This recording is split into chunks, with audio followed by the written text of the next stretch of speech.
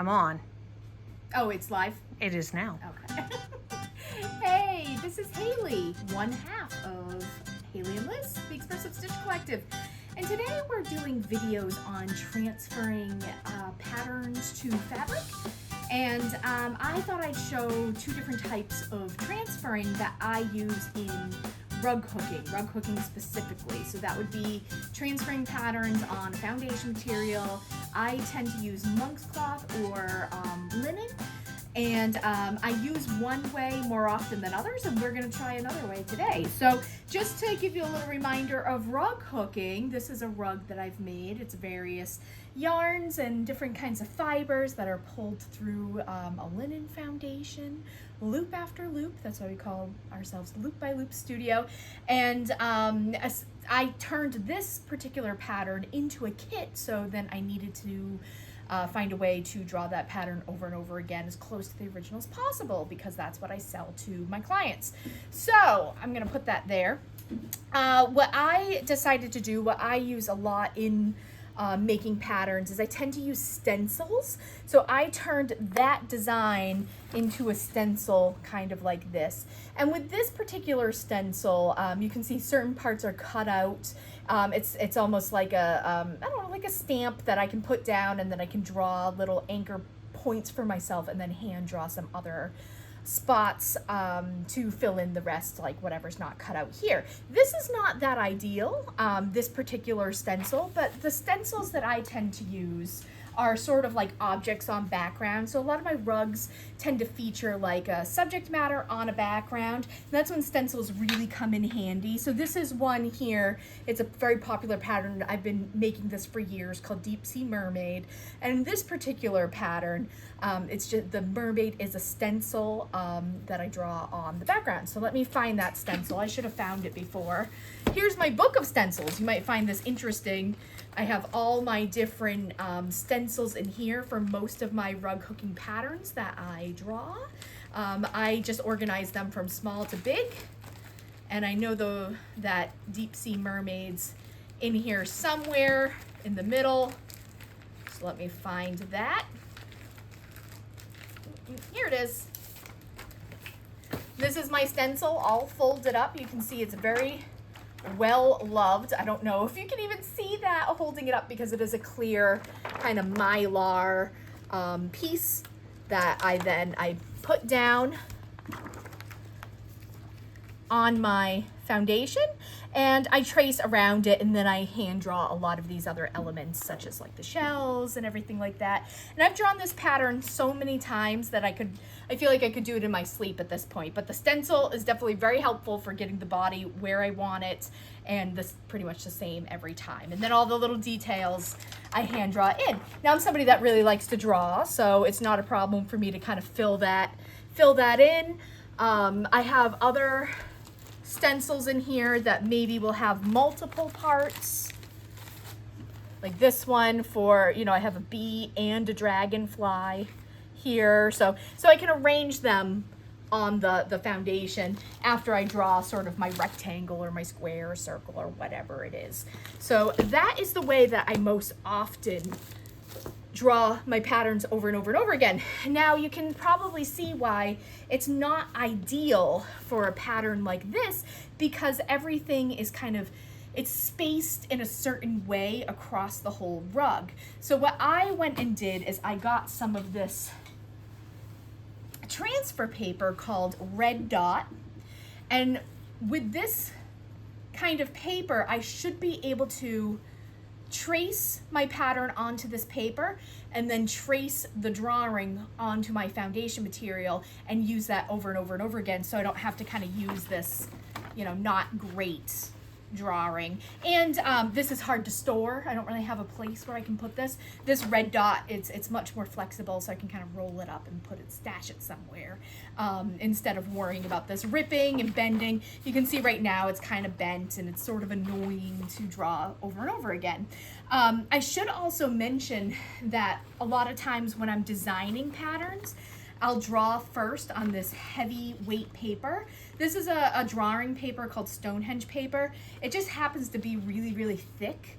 So sometimes when I'm drawing a custom pattern, a pattern that I'm not going to use again, but has to be really precise, I'll draw it out with a pencil on paper like this, and I will literally cut it apart and use it as a stencil. So like I would cut out like this particular fern type leaf and trace that, and then cut out another part and trace that. So I like this really thick paper for drawing too, and I'll just make stencils out of this sometimes. So that's a little aside for, again, the stencil method, but I should say have a couple of these really large pieces of drawing paper around for yourself, because they take pencil really well, you can see clearly on them, and they're nice and thick for cutting apart. So, all right, well, I'm gonna tape this onto the table. Here's my tape. And I think I'm gonna draw so you guys can see here. So it'll be facing you, not me. I'm gonna tape this down in all the corners first. Now, like I said, I haven't done this before, so we're gonna see how it comes out together. And this is multiple yards that I haven't cut down yet, so let me find the end. Oh boy. And I'll cut it down to a more manageable size after I kind of figure out how much I need. You need enough to go over your piece completely. So let me get some scissors. Nice thing about the red dot paper is the dots, you can kind of follow them with your scissors or whatever it is you're using. They're nice and straight on the paper. All right, let me get this somewhere else. I think I ordered 5 yards of it, and I probably got it off like an Amazon or big box store. They sell it at all kind of the craft places, so it shouldn't be too hard to find. And this I'm also going to cut again just to make it more manageable.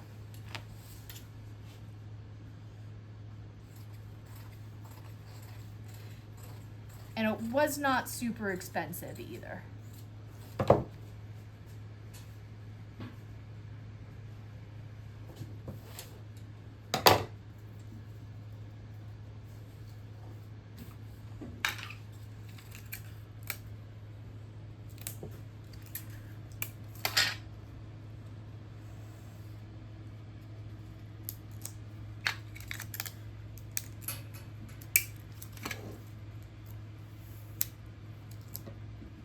When I do this, I'm just gonna draw the image. I'm not gonna worry about the outer edge, because as we know with rug hooking, we want our outer rectangle to be on the grain of the fabric.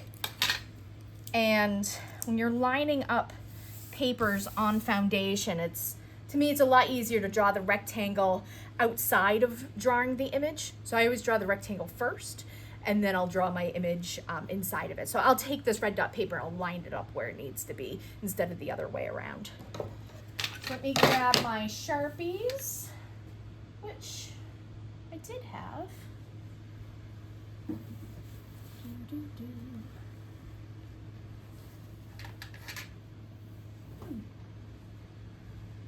Okay, want Sharpie marker.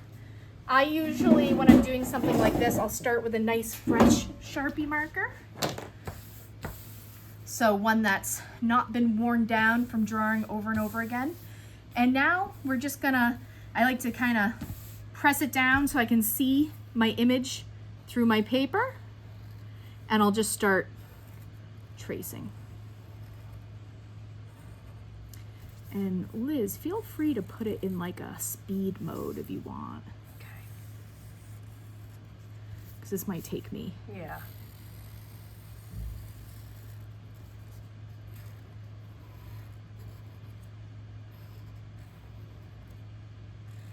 I'll just do it after, because the time lapse is so.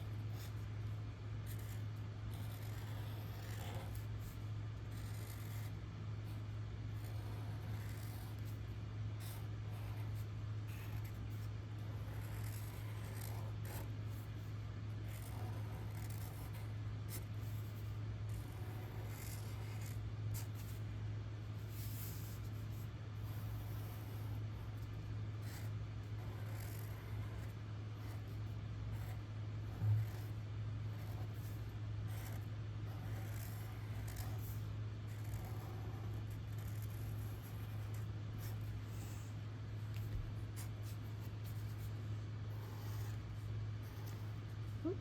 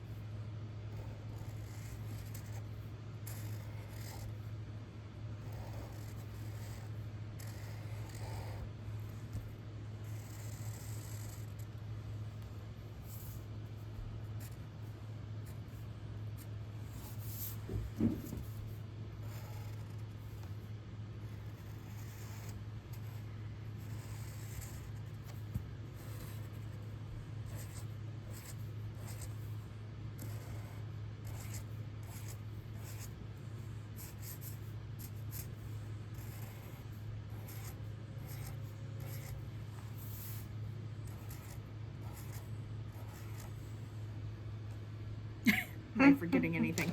I'm gonna give myself, I have on this pattern some notes about where to place it on the pattern foundation. So I'm just gonna write those in as well. Whoop, whoop. It's hard to write numbers upside down. That's probably the quietest we've ever been. I know. I know. That was a little weird. Okay, so I am gonna now take this off, and we should pause for a second while I get the next part set up, and then we'll be right back.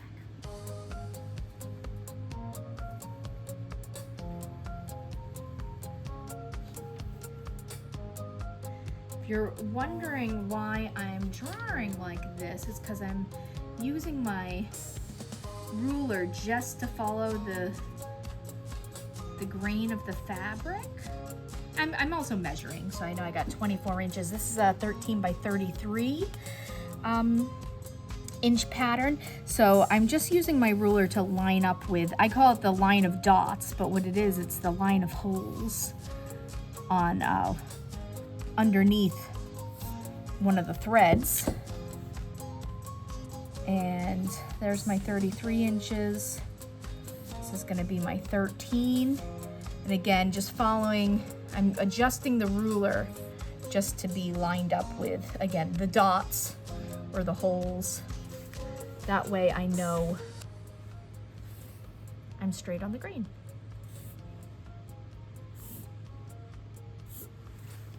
Come over here. And I give myself about a 4-inch border when I draw this pattern. When I draw really any pattern, And as I said, I use a combination of monk's cloth and linen. Since this is my first time trying this red dot, I picked my lighter of the two fabrics, which is monk's cloth. It's kind of an off-white. My linen is dark brown, so I figured I'd start here on the lighter fabric. You can buy bleached linen too if you're somebody that has a hard time seeing on the darker colored fabric. Just need to grab my fabric scissors, or my foundation cutting scissors, I should say. About 4 inches over here on this end too.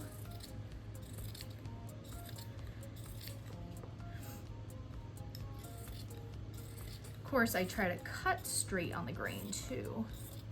It's not always super easy. I always end up with some threads. I'm coming over there, Liz. Okay.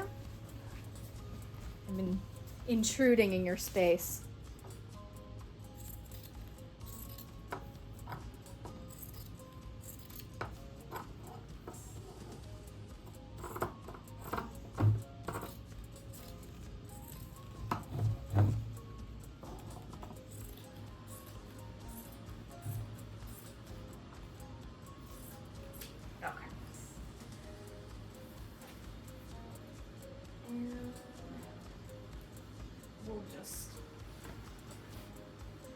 A lot of times when I'm cutting, I'll cut the whole thing out, but for now, I'm just gonna leave it like so. Okay.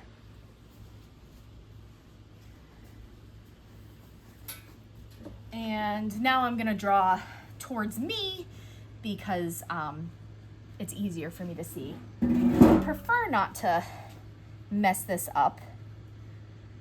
And I'm just gonna center my pattern. Again, I kind of have these marks that it's like 2.5 inches on either side. So I'm just using that as my gauge, pretty much centering the pattern, but also just trying to line up the bottom of my stems with the bottom of my rectangle that I can slightly see through this red dot. So that's what I'm doing. I could, if I wanted to, tape this to the foundation. I'm not gonna bother, I'm just gonna go for it. And now, taking my Sharpie, I'm just tracing over what I've already drawn. When I did my initial tracing, I did it pretty quickly. I'm just gonna go a tiny bit slower this time.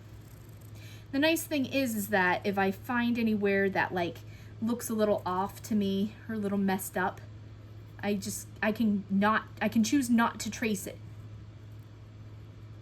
And then maybe try to hand draw it in.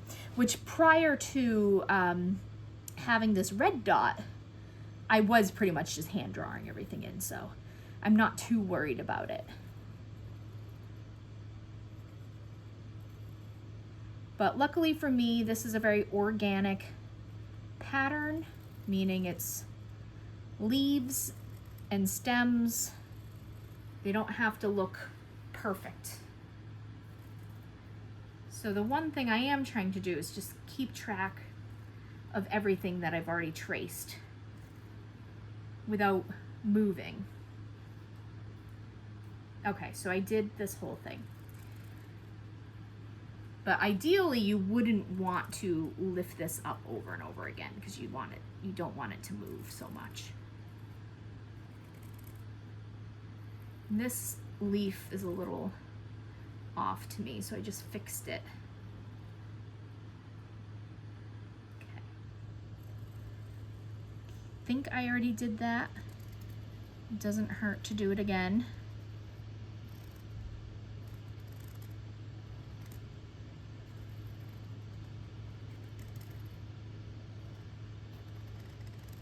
I should also say the other thing I'm trying to do is I'm trying to press down a little bit harder than when I was just initially tracing it, because that's how the transfer happens, is your markers going through the very sort of fine mesh of this red dot fabric.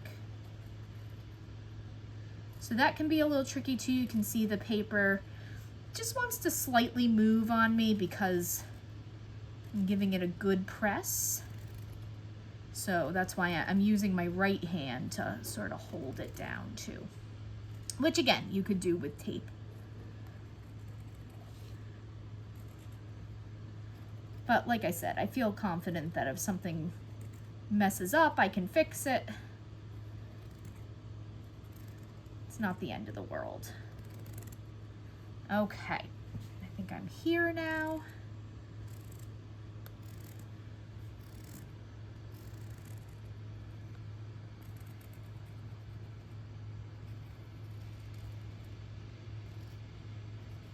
You know, a lot of my patterns are kind of, I would say, you know, the lines are sometimes very sketchy because I hand draw things a lot and I do it quickly.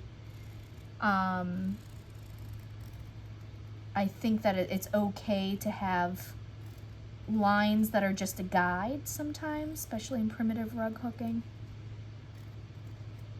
It allows you to make up some of the pattern with the fiber you're using instead of making everything so, what's the word?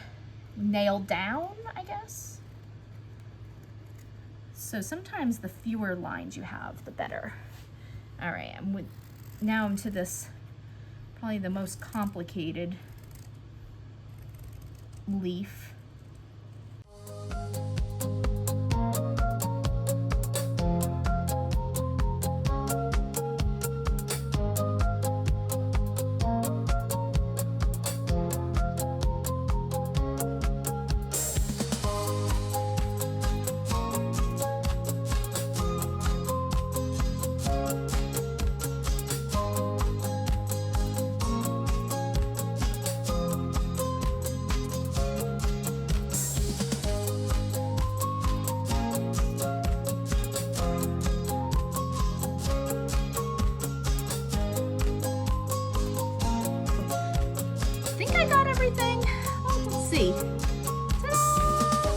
There it is.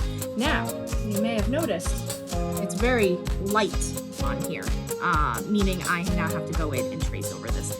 That's no problem. It's easier for me than trying to like line up all these elements individually over and over and over again when I'm drawing this pattern. I think for a pattern like this, where again, to me, everything is spaced out individually, I'll keep this method for this particular design. I do see one spot where I missed something. Can you guys see it? Probably not. It's this branch here. No. Where is it? Oh, it's backwards. This branch here. So I'm just gonna line this back up if I can.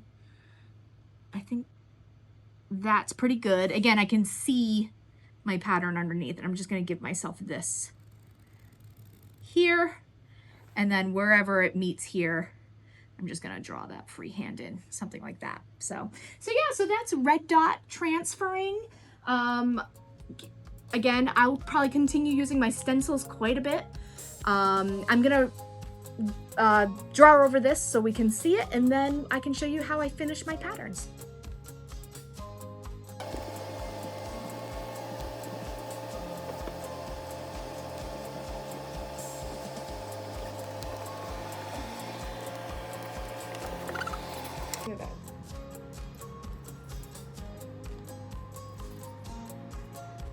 Okay, so now that's been signed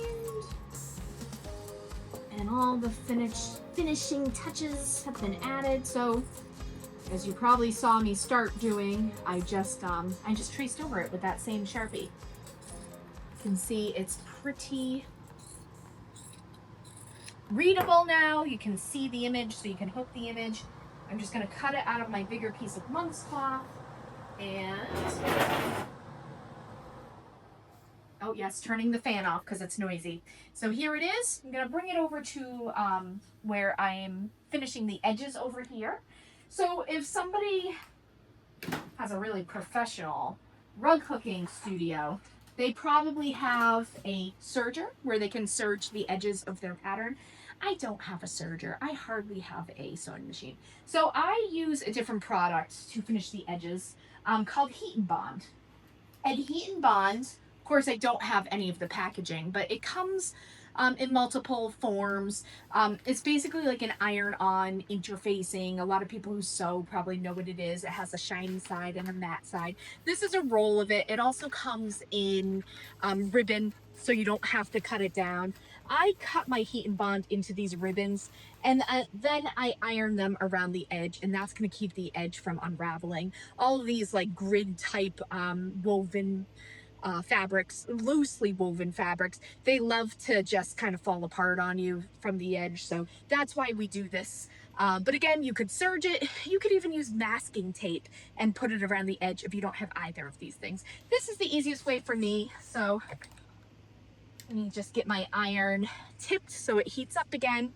It's been plugged in, but it has that automatic shut off. One of these edges I don't have to do because it's the serged edge of the fabric. It comes from the mill like that. So I'm just going to do the edges that aren't already serged for me. Just going to let the iron heat up. Once the iron's pretty hot, you can just run it over the tape on the edges. Just give it a good press. I think my iron might still be getting a little hot. Oh, you can see the little bit of steam coming off of there. I usually like to, especially if I'm selling the pattern, give it a little iron anyway, just so it's not crumpled when the customer gets it.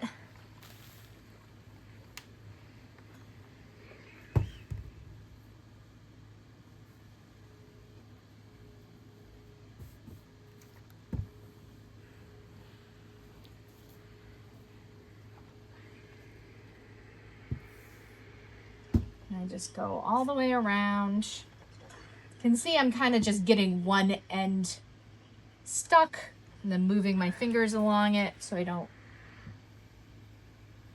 accidentally get my fingers. When I get to the edge, I'm just going up to the edge and then I'm just ripping it off once I feel like it's stuck. So give this a few seconds to cool down. I'll start on this edge. I'm just gonna take this paper part of the tape off. You can see the shiny is left there. That's just the glue that's keeping your pattern from unraveling right there. So let me show you this again. Just taking the edge, taking the paper off, leaving the glue.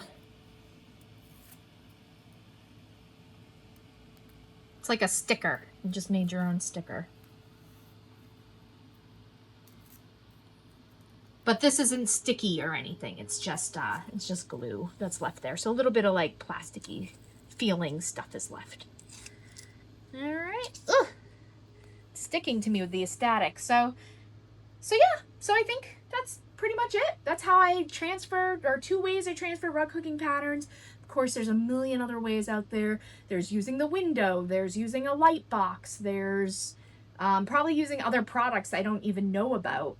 And I know I should mention also that rug hooking friend, colleague, Deanna David of Ribbon Candy Hooking, she just did a video.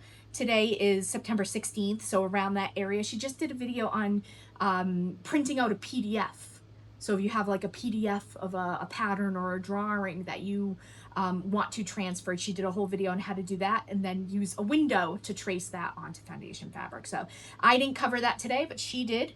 And yeah, if you have any questions or comments, then leave them down in the comment section.